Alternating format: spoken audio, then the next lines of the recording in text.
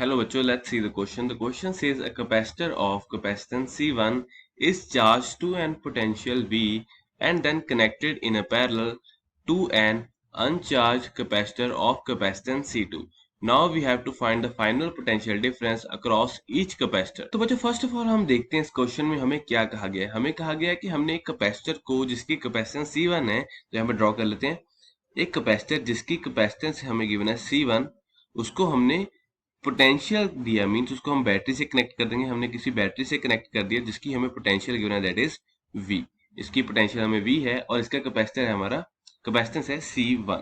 Now तो बच्चों हमें पता है capacitance of the capacitor is given by, तो चार्ज हमारा होता है Q is equal to CV. Now using this equation यहां से हम लिख सकते हैं कि यहाँ पे हमारा चार्ज जो Q होगा ऑन द कैपेसिटर, इन तीनों के बीच में हमारा रिलेशन क्या हो जाएगा, Q will be equal to C1V.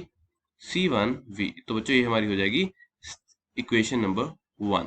ठीक है बच्चों, तो ये हमारा फर्स्ट स्टेप था, हमने ये फर्स्ट स्टेप किया. नाउ तो अब बच्चों अगर हम आगे क्वेश्चन को पढ़ें तो हमें क्या कहा गया है कि हमने उस कैपेसिटर को क्या किया, पैरेलल में कनेक्ट किया to the uncharged capacitor of capacitance C2. तो यहाँ पे हम ड्रॉ कर लेते हैं.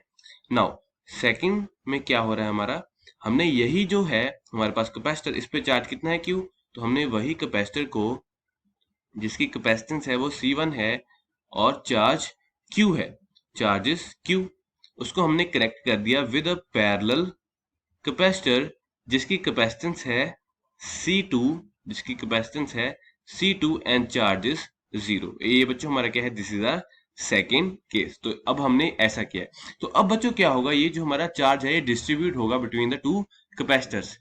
कौन सा चार्ज, ये जो क्यू चार्ज है. ठीक है, तो वो हम देखते हैं अब आगे क्या होगा. तो बच्चों जब हमने इस कैपेसिटर को दोनों को कनेक्ट किया तो यहाँ पे हमारा क्यू चार्ज है वो डिस्ट्रीब्यूट हो जाएगा दोनों कैपेसिटर्स के बीच में C1 एंड C2. तो यहाँ पे हम लेट कर लेते हैं कि यहाँ पे आफ्टर सम टाइम या आफ्टर जब हमने उसको पैरेलल में कनेक्ट किया हमें मिला C1 and charge Q1 on capacitor 1 and C2 and charge Q2 on capacitor 2. तो बच्चों ये देखिए हमारे क्या आ गए, दोनों कैपेसिटेंस पे डिफरेंट डिफरेंट चार्जेस आ गए. नाउ तो बच्चों देखिए हमारा जो डिस्ट्रीब्यूट हो रहा था वो कौन सा चार्ज हो रहा था, that was our charge Q. तो यहां से हम कह सकते हैं हमारी एक सेकंड इक्वेशन लिखेंगे हम, that Q will be equal to Q1 plus Q2, क्योंकि हमारा जो टोटल चार्ज है वो Q ही डिस्ट्रीब्यूट हो रहा है दोनों केसेस में. हमारा जो कंजर्वेशन ऑफ चार्ज की यहाँ पे प्रॉपर्टी यूज हो रही है. ठीक है बच्चों.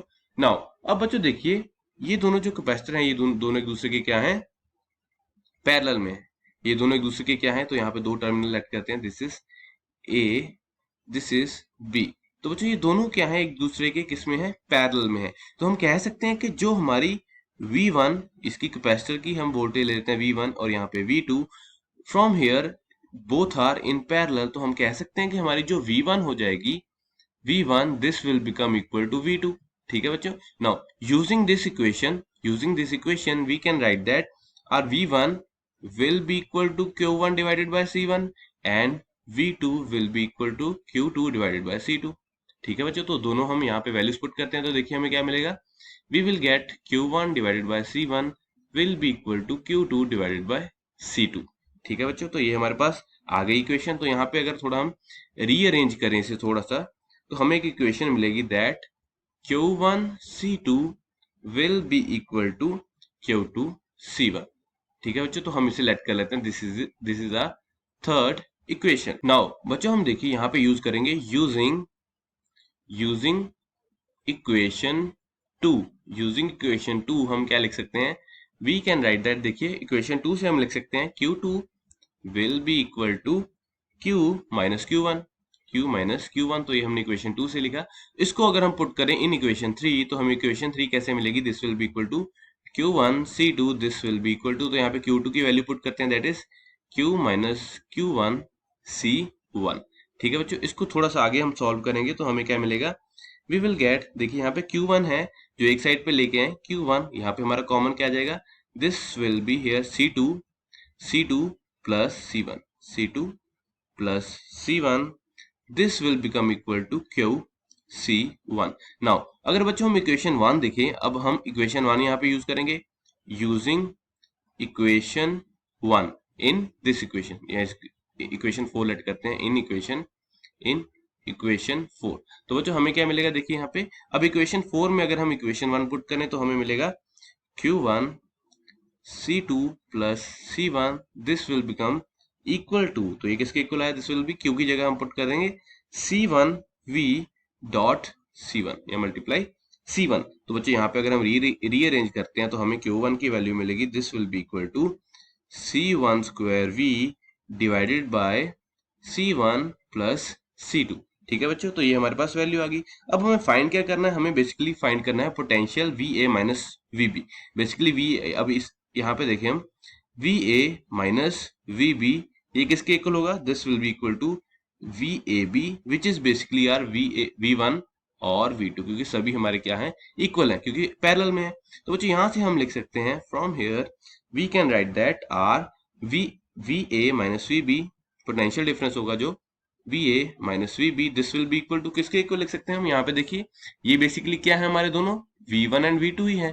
तो यहाँ से हम कोई भी एक इक्वेशन उठा लेते हैं, यहाँ से हम लिखेंगे Q1 divided by C1 will be our potential difference between the capacitors. तो यहाँ पे वैल्यू पुट करते हैं, ये क्या जाएगा हमारा, देखिए C1 square V divided by C1 plus C2 multiplied by 1 divided by C1। तो बच्चों ये क्या आ गया, दिस इज आर, यहाँ पे हम लिखते हैं VA minus VB this will become equal to that is C1V divided by C1 plus C2। ठीक है बच्चों, तो यहाँ से थोड़ा सा से लिख देते हैं अच्छे से, this will become C1V divided by C1 plus C2। तो बच्चों ये क्या है, this is our final answer, this is our final answer. और अगर हम ऑप्शन चेक करें तो जो बच्चों हमारी ऑप्शन करेक्ट है वो है ऑप्शन नंबर ए। ठीक है बच्चों, so I hope you understood it well, best of luck.